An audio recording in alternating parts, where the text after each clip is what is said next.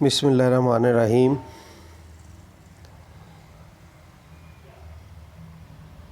M Phil Urdu scholars, السلام علیکم۔ امید واسق ہے کہ آپ سب خیریت سے ہوں گے اور اپنے امتحانات کی تیاری میں مشغول ہوں گے۔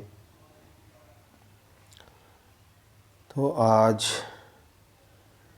مقالہ نگاری کے اس لیکچر میں ڈاکٹر عرفان توحید حاضر خدمت ہے۔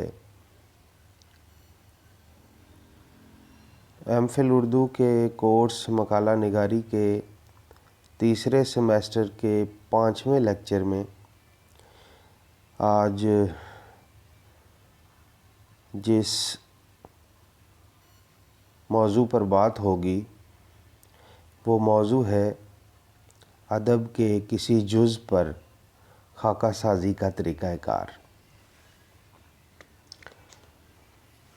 تو اردو ادب ظاہر ہے آپ سب جانتے ہیں بہت وسیع و عریض ہے، اس لیے پورے ادب کی تاریخ میں مختلف موضوعات کا گہرائی سے جائزہ نہیں لیا جا سکتا، یعنی ایک ہی وقت مختلف موضوعات کا جو تفصیلی جائزہ ہے وہ ممکن نہیں ہے۔ تو اس کے کسی جز بلکہ جز کے بھی جز پر لکھا جائے تو جزیات کو بآسانی ابھارا جا سکتا ہے، اس کی تفصیلی وضاحت اور موضوع کی گہرائی تک پہنچا جا سکتا ہے۔ تو ادب کو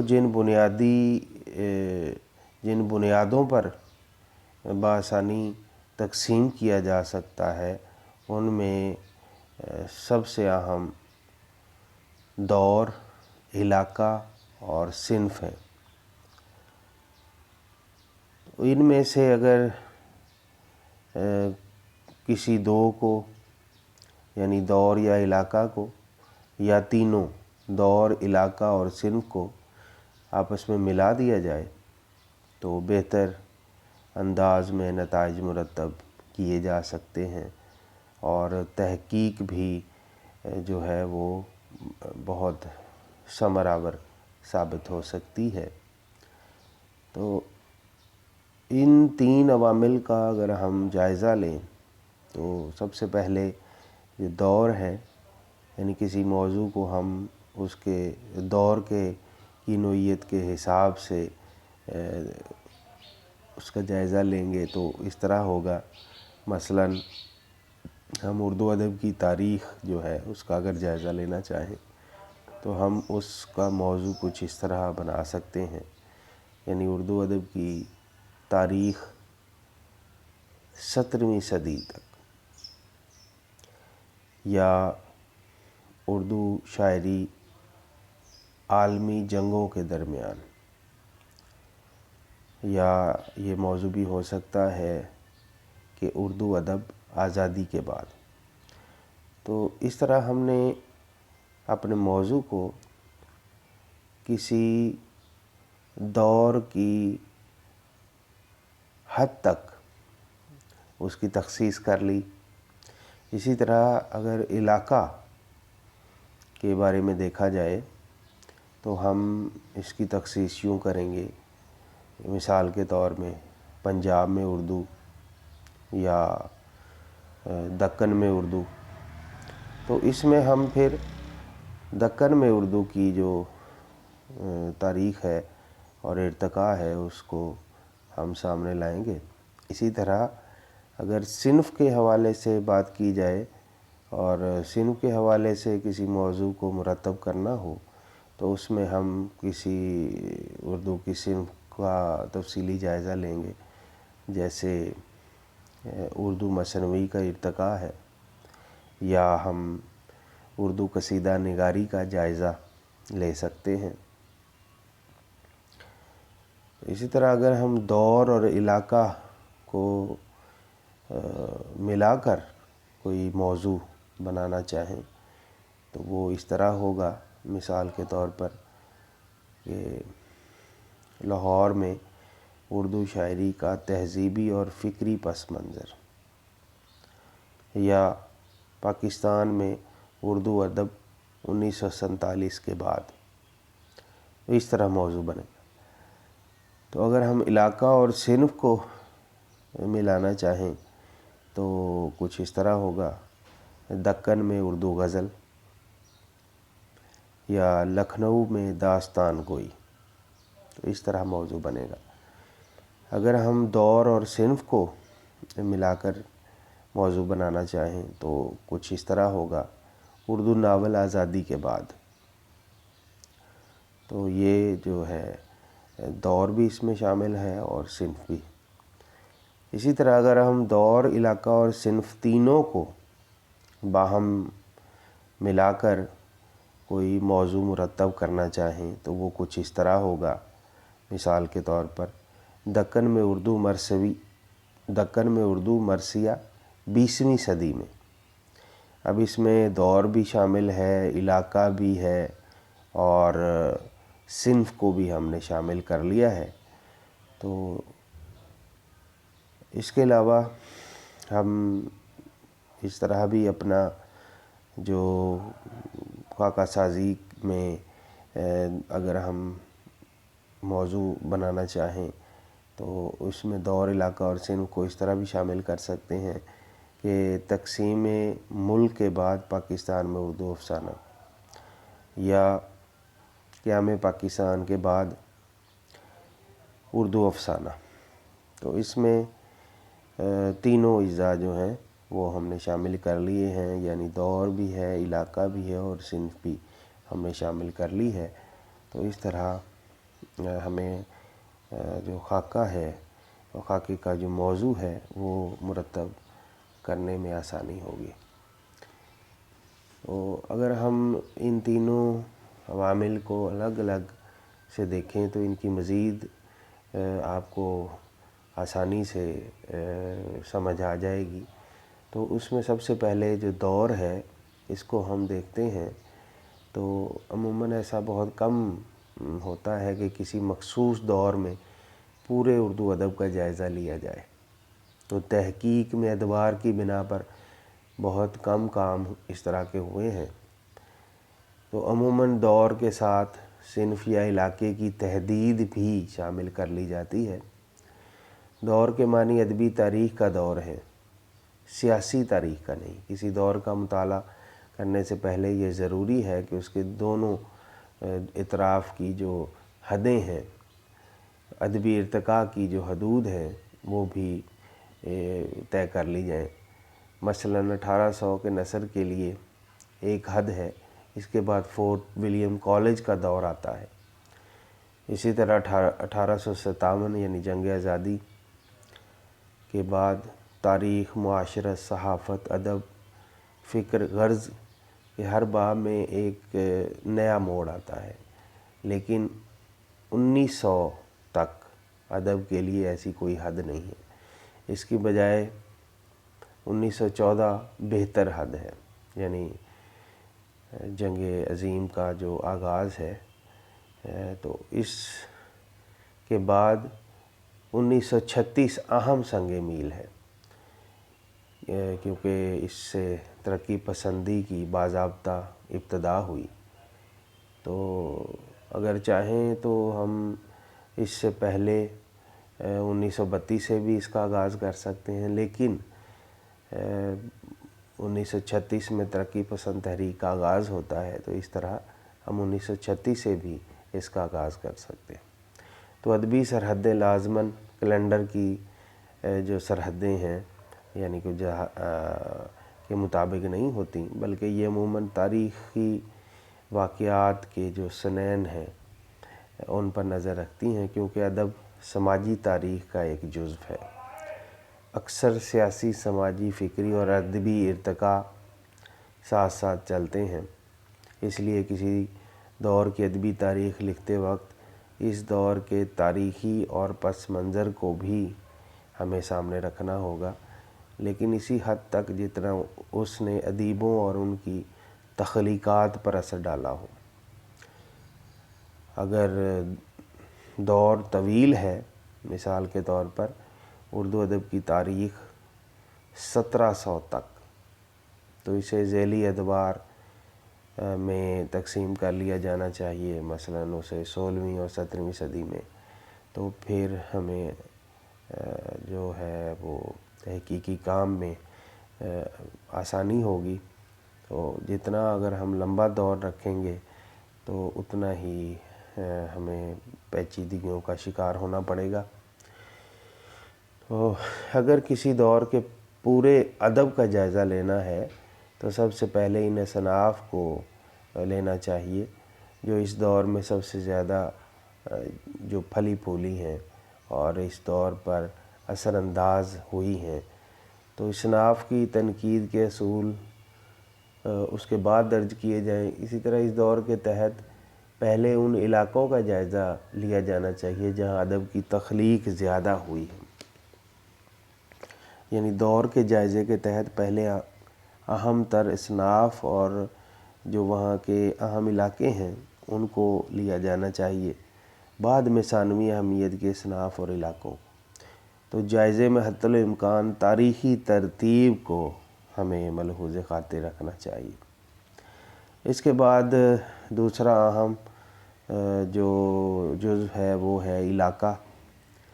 تو علاقے کے علاقائی جائزے کا کافی چلن ہے، اگرچہ یہ علاقائی وفاداری کے تحت ہو سکتا ہے لیکن اردو ادب کو اس سے یقیناً فائدہ ہی پہنچتا ہے۔ تو مجموعی تاریخ میں وہ تفصیل نہیں شامل، اس تفصیل سے شامل نہیں ہو سکتی جو ایک علاقے کے جائزے کے دوران کی جاتی ہے۔ اگر سب علاقوں کی تاریخ مرتب ہو جائے تو انہیں یکجا کر کے کسی ملک کی تاریخ جو ہے وہ مرتب کی جا سکتی ہے۔ تو مجموعی تاریخ میں پہلے اور دوسرے درجے کے ادیبوں ہی کو شامل کیا جا سکتا ہے۔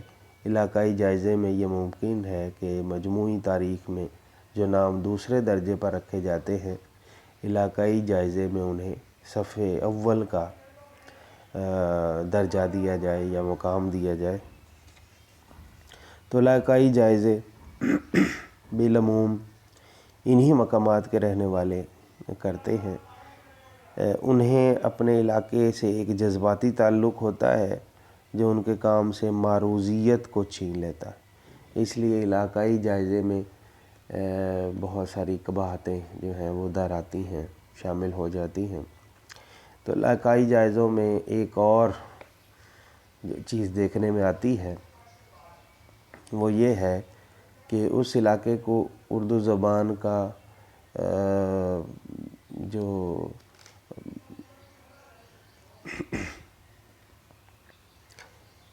یعنی وطن مألوف یعنی مولد اول ثابت کر دیا جاتا ہے، کہ یہی ثابت کرنے کی کوشش کی جاتی ہے کہ اردو کا آغاز اسی علاقے سے ہوا ہے، یا کسی غیر معروف شاعر کو ہم اردو کی نثری یا شعری تصنیف کے حوالے سے ہم یہ بات ثابت کرنے کی کوشش میں لگ جاتے ہیں کہ شاید یہ پہلا اردو کا شاعر یا نثر نگار جو ہے وہ اسی علاقے سے ہوا ہے۔ تو اس طرح اس میں بہت سارے مسائل بھی پیش آ سکتے ہیں۔ تو یہ ضروری ہے کہ علاقائی جائزے میں وہاں کی لسانی تاریخ اور وہاں کی بولی کا لسانی تجزیہ جو ہے وہ لازمی طور پر پیش کیا جائے۔ تو علاقائی جائزے کا جو پہلا باب وہاں کی تاریخ اور جغرافیے سے متعلق ہوگا، دوسرا باب وہاں کی زبان اور جو مختلف بولیاں ہیں یا لہجے ہیں ان کے بارے میں تحریر کیا جانا چاہیے۔ اس کے بعد ادبی تاریخ کے انداز میں لکھا جانا چاہیے، یعنی یا تو تاریخی اعتبار سے دور بنا کر ان میں پہلے اہم فنکاروں کا جائزہ لیا جائے اور اس کے بعد درجہ بدرجہ باقی تمام جو وہاں کی جو نامور شخصیات ہیں ان کو تفصیلاً درج کیا جانا چاہیے۔ تو تیسرا جو اہم اس میں جزو تھا وہ ہے گروہ یا طبقہ۔ تو علاقوں کی طرح گروہوں اور طبقات کی خدمات کا بھی تحقیقی عوامل میں مقالات میں جائزہ جو ہے وہ عموماً لیا جاتا ہے۔ تو یہ طبقات اکثر مذہبی یا فرقہ وارانہ بنیاد پر ہوتے ہیں، اور اکثر انہی طبقات کے فرد اپنے جو مختلف مخصوص طبقات ہیں ان کی خدمات کو مقالہ جات یا تحقیقی کتب میں پیش کرتے ہیں۔ جس طرح اردو کے ہندی شعراء یا اردو کی ترقی میں سکھوں کا حصہ، یہ بھی موضوع ہو سکتا ہے۔ اردو میں بنگالیوں کی خدمات، یا ایک عام موضوع اردو میں خواتین کا حصہ جو ہے، یہ تحقیقی جو مقالہ جات ہیں ان میں عموماً دیکھا جاتا ہے۔ تو اس سے انکار ممکن نہیں کہ انسانی شعور، ذہن اور شخصیت پر مذہب اور ذات کا کسی قدر اثر ضرور پڑتا ہے، لیکن اتنا بھی نہیں کہ اس قوم کے ادیبوں کی تخلیقات کو دوسرے مذاہب کے افراد سے بالکل الگ کر دیا جائے۔ تو الگ نہیں کیا جا سکتا۔ اس کے بعد اگلا جو اہم ایک جزو ہے وہ ہے ادارہ۔ تو ادارے کئی طرح کے ہوتے ہیں۔ اردو ادب کی تحقیق میں انہی جو اہم ادارے ہیں ان کا بڑا عمل دخل رہا ہے، اور جنہوں نے تصنیف و تالیف کا کام کیا۔ تو ان میں مختلف درسگاہیں ہیں جنہوں نے عملی کام کیا، جن میں سر فہرست Fort William College, College Fort Saint George Madras, Delhi College ہے، M College, Muslim University Aligarh کا بڑا حصہ ہے، عثمانیہ یونیورسٹی اس کا دارالترجمہ جو ہے اس کی بڑی خدمات ہیں، اسی طرح اورینٹل کالج لاہور۔ تو تجارتی اداروں نے بھی اس میں بڑھ چڑھ کر حصہ لیا، اور اس میں علمی اور ادبی ادارے بھی شامل ہیں، جن میں انجمن ترقی اردو ہند، انجمن ترقی اردو پاکستان، ہندوستانی اکیڈمی الہ آباد، Darul Musannifin Azamgarh, Idara Adabiyat Urdu Hyderabad, Anjuman Islam Urdu, Research Institute Mumbai, Iqbal Academy Lahore, Majlis Taraqqi ادب لاہور، ترقی اردو بورڈ کراچی، اردو لغات بورڈ کراچی، ترقی اردو بورڈ دلی زیادہ اہم ہیں۔ تو اداروں کی اگر بات کی جائے تو ان ادبی اداروں کی جو بنیادی حیثیت سے ادبی جو تحریکات جو سامنے آئی ہیں ان میں انجمن پنجاب لاہور ہے، انجمن ترقی پسند مصنفین ہے، حلقہ ارباب ذوق لاہور ہے، تو ان کا ذکر بھی بہت اہم ہے۔ تو ضروری امر یہ ہے کہ تمام اداروں کے بارے میں مستقل کتب یا طویل مضامین لکھے جائیں تاکہ ان کی تاریخیں، ان کے مقاصد، ان کی خدمات اور ان کے مسائل جو ہیں وہ سامنے آ سکیں۔ تو ان میں سے Fort William College, College Fort Saint George Madras, Delhi College اور دارالمصنفین پر بہت ساری کتب آ چکی ہیں۔ تو ان کے علاوہ بھی جو تحقیقی کام ہے وہ ان اداروں پر کیا جا سکتا ہے۔ تو اداروں پر کام میں اولاً اس تاریخی و ادبی پس منظر کو ہمیں بالضرور شامل کرنا ہوگا جس کے بیچ یہ ادارے وجود میں آئے، اور اس کے بعد ان کی مفصل تاریخ ہمیں تحریر کرنی چاہیے۔ اس کے بعد ان تصانیف و تالیفات کے جو جائزے ہیں وہ ہمیں شامل کرنا ہوں گے، اور جو ان پر تحقیق کا ایک مرکزی اور اہم جزو ہے۔ تو بعض اداروں کے مقاصد میں اشاعت کتب کے علاوہ دوسرے مقاصد بھی شامل ہوتے ہیں۔ مثلا انجمن ترقی اردو کا ایک اہم مقصد اردو تحریک چلانا بھی تھا۔ اسی طرح ادارہ ادبیات اردو کے مقاصد میں اردو کو مقبول بنانے کے لیے اردو کے جو مختلف امتحانات ہیں ان کا انعقاد بھی شامل تھا۔ تو جب اداروں کا جائزہ لیا جائے تو دیکھنا یہ ہوگا کہ وہ اپنے مقاصد میں کہاں تک کامیاب ہوتے ہیں۔ جن شعبہ جات میں کامیابی مکمل طور پر حاصل نہیں ہو سکی اس کے اسباب پر غور کرنا ہوگا کہ ان کی راہ میں کون کون سے مسائل و مشکلات جو ہیں وہ حائل تھیں۔ ان کے مقاصد کو بھی واضح انداز میں پرکھنا ہوگا کہ کیا وہ مثالی مقاصد تھے، ایک دوسرے سے ہم آہنگ تھے، یا ان میں کچھ غیر اہم شقیں بھی شامل کی گئی تھیں۔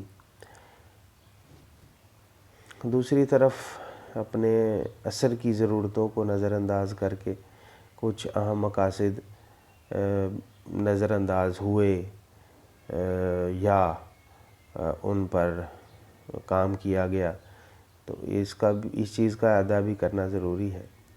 اسی طرح تمام اہم اداروں اور ان کی مطبوعات کا جو مفصل انداز میں جائزہ ہے اس کی بھی ایک ضرورت ہے، تاکہ ان کی خدمات کو اردو قارئین کے سامنے لایا جائے اور ان کی جو کوتاہیاں ہیں ان کو بے نقاب کیا جائے۔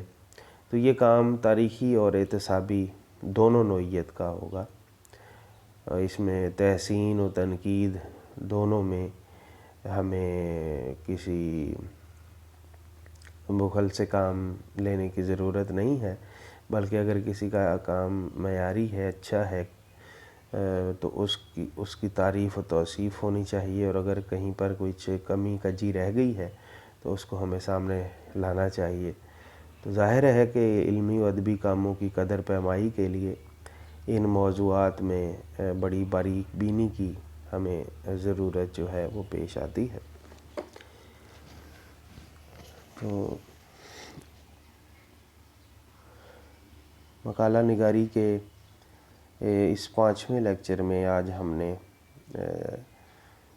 ادب کے کسی جز پر خاکہ سازی کا جو طریقہ کار ہے اس کے عوامل کو تفصیلاً زیر بحث ہم نے لایا ہے کہ کن عوامل اور کن اہم جو نکات ہیں ان کو ملحوظ خاطر رکھتے ہوئے خاکہ سازی کے دوران ہم ادب کی کسی جہت پر بہتر انداز میں خاکہ جو ہے وہ تیار کر سکتے ہیں۔ تو